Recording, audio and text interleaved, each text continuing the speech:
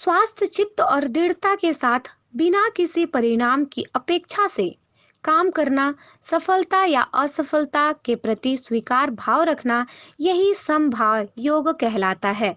नमस्कार, मैं आज आपके सामने संतोषी कुमारी, रांची विश्वविद्यालय से मैंने योग विषय में स्नातकोत्तर की परीक्षा उत्तीर्ण की है। साथ ही 2019 में जून और दिसंबर में यूजीसी नेट के द्वारा नेशनल एलिजिबिलिटी टेस्ट भी पास किया है। साथ ही मैंने QCI council, quality council of India, Ayush department के द्वारा आयोजित परीक्षा भी उत्तीर्ण की है और मैंने डिप्लोमा इन योगिक साइंस कर रखा है और योगा इंस्ट्रक्टर कोर्स भी कर रखा है। साथ ही 5 से 6 सालों का अनुभव रखती हूँ।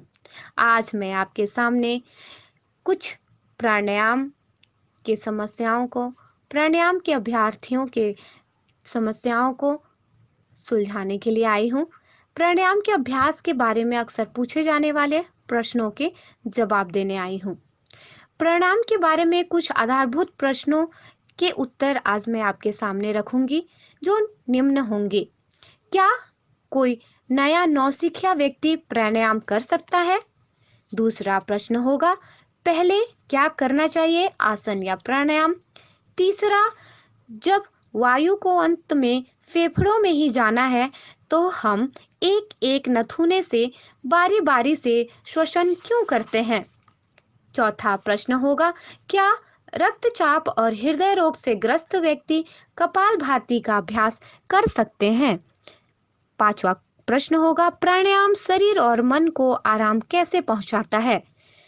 छठा प्रश्न, प्राणायाम से ऊर्जा किस तरह मिलती है? सातवां प्रश्न होगा, यदि प्राणायाम ऊर्जा को संचित करता है तो क्या इसके अभ्यास से मेरा वजन बढ़ सकता है? अगला प्रश्न होगा, कपालभाति और भस्त्रिका उत्प्रेरक का प्रभाव कैसे रखते हैं? फिर ये मन को शांत कैसे करते हैं? कपालभाति को पहले क्यों करना चाहिए? अगला प्रश्न होगा, क्या कुंभक का अभ्यास करना सुरक्षित होता है? और अंतिम प्रश्न होगा, क्या गहरी श्वास किसी व्यक्ति की धूम्रपान की आदत को छुड़ा सकती है? तो आज हम इन्हीं प्रश्नों के सवालों के जवाब ढूंढने का प्रयास करेंगे। तो आइए, सबसे पहले पहला प्रश्न जो हमारा था, क्या कोई नया नौसिखिया व्यक्ति प्राणायाम कर सकता है? इस सवाल का जवाब ढूंढने का प्रयास करते हैं। हाँ, बिल्कुल। कुछ प्राधिकारियों का यह मानना है कि प्राणायाम का अभ्यास तभी शुरू करना चाहिए जब हम आसनों को करने में सिद्धहस्त हो जाएं। कुछ लोग कहते हैं कि आसन और प्राणायाम का अभ्यास एक साथ ही किया जाना चाहिए। वास्तव में आपको प्राणायाम के अभ्यास के लिए आसनों में महारत हासिल करने की प्रतीक्षा नहीं करनी चाहिए। आप दोनों का साथ साथ अभ्यास कर सकते हैं। समय बीतते बीतते आप दोनों में महारत हासिल कर लेंगे। जब तक आप श्वास लेते हैं, आप प्राणायाम का अभ्यास कर सकते हैं। दूसरा प्रश्न है, पहले क्या करना चाहिए, आसन या प्राणायाम? मेरे अनुसार आसन या अन्य कोई भी व्यायाम प्राणायाम से पहले किया जाना चाहिए। इसका उद्देश्य है कि ऐसा करके हम स्थूल से सूक्ष्म की ओर प्रस्थान करेंगे और श्वास शरीर से सूक्ष्म है। प्राणायाम का अभ्यास सूक्ष्मतम स्थान मन की ओर ले जाता है। प्राणायाम के बाद किया गया व्यायाम प्राणायाम के उद्देश्य को खत्म कर देता है। तीसरा प्रश्न है हमारा, जब वायु को अंत में फेफड़ों में ही जाना है तो हम एक एक नथुने से बारी बारी से श्वास क्यों लेते हैं? इस प्रश्न का बहुत ही जटिलता से उत्तर ना देकर एकदम सरल रूप में मैं आपको समझाना चाहूंगी। दाएं नथुने की श्वास SNS मतलब सिंपैथेटिक नर्वस सिस्टम के द्वारा निर्देशित होती है, जो मस्तिष्क के बाएं हिस्से के साथ जुड़ती है, जो तर्क, कारण और बुद्धिमत्ता को दिखाता है। बाएं नथुने की श्वास PNS मतलब पारासिम्पैथेटिक नर्वस सिस्टम द्वारा निर्देशित होती है, जो मस्तिष्क के दाएं हिस्से से जुड़ती है। यह हिस्सा रचनात्मकता, शांति, पूर्वाभास, भावनाएं और जागरूकता को दिखाता है। दोनों नथुने से बारी बारी से श्वास लेने से मस्तिष्क के दोनों हिस्से कार्यरत रहते हैं, जो हमारी मानसिक अवस्था को संतुलित रखते हैं। चौथा प्रश्न हमारा यह है, क्या रक्तचाप और हृदय रोग से ग्रस्त व्यक्ति कपालभाति का अभ्यास कर सकते हैं अथवा नहीं? हाँ, वे कर सकते हैं, मगर उन्हें अभ्यास की गति धीमी रखनी चाहिए, जिससे शरीर में किसी तरह का तनाव या घुटन पैदा ना हो। इन्हें सलाह दी जाती है कि अभ्यास में चक्रों की संख्या को कम रखें और बीच बीच में विराम लेते रहे। अच्छा होगा कि आप प्रशिक्षित योग शिक्षक के सानिध्य में अपना अभ्यास करें, और जो लड़ो या भागो प्रतिक्रिया के द्वारा तनाव को नियंत्रित करने में सहायता करता है। अगला छठा प्रश्न हमारा है, प्राणायाम से ऊर्जा किस तरह मिलती है? हमारी भागती दौड़ती जिंदगी में हम 1400 से 2000 कैलोरी हमारी सामान्य गतिविधियों पर खर्च कर देते हैं। यदि हम रोज करीब 30 मिनट प्राणायाम का अभ्यास करें तो ऊर्जा की यह खपत 400 से 1000 कैलोरी तक हो जाएगी। प्राणायाम के अभ्यास से शरीर संसाधनों को किफायत से उपयोग करना सिखा लेता है। परिणाम स्वरूप ऊर्जा का अधिकांश हिस्सा बच जाता है, जो हमें दिन भर स्फूर्ति और उत्साह से भरा रखता। हमारा पांचवा प्रश्न है, प्राणायाम शरीर और मन को आराम कैसे पहुंचाता है? हमारी श्वसन की दर सीधे चयापचय की दर के समानुपाती होती है। चयापचय की दर या बेसल मेटाबॉलिक रेट ऊर्जा खपत की वह दर है जिस पर हम शरीर के आधारभूत कार्य करते हैं। प्राणायाम करते समय हम जागरूकता से श्वास की गति कम करते हैं और इस तरह से चयापचय की गति भी धीमी हो जाती है। इस दर में कमी की दर शरीर के अंगों के कार्य की धीमी गति पर निर्भर करती है। श्वास की गति धीमी करने से शरीर और मन दोनों को गहरा आराम मिलता है।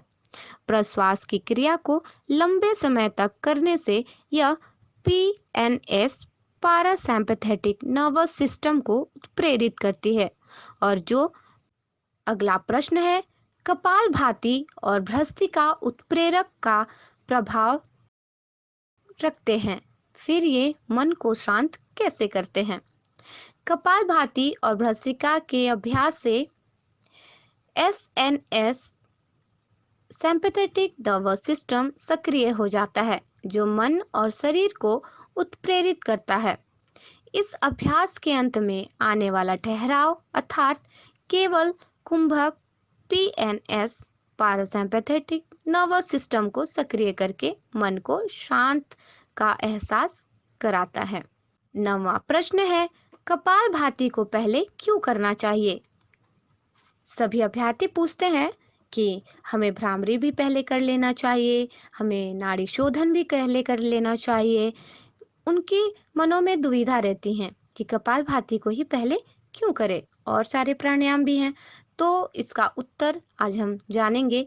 यदि नलियों में अवरोध हो तो पानी उसमें से मुक्त रूप से बह नहीं सकता। जैसे हम खेतों में अक्सर देखते हैं कि किसान अगर उनके सिंचाई के पाइप में अगर मिट्टी अंदर चला जाता है तो फोर्सली पानी को पहले उसमें डाला जाता है ताकि वो मिट्टी वहां से हट जाए और संतुलित रूप में वहां पानी का बहाव बना रहे। उसी प्रकार जब तक उस अवरोध को दूर ना कर दिया जाए, यदि हम किसी कमरे को नए रूप में सजाना चाहते हैं तो हमें पुराने सामान को हटाकर नए सामान की सजावट करनी होगी।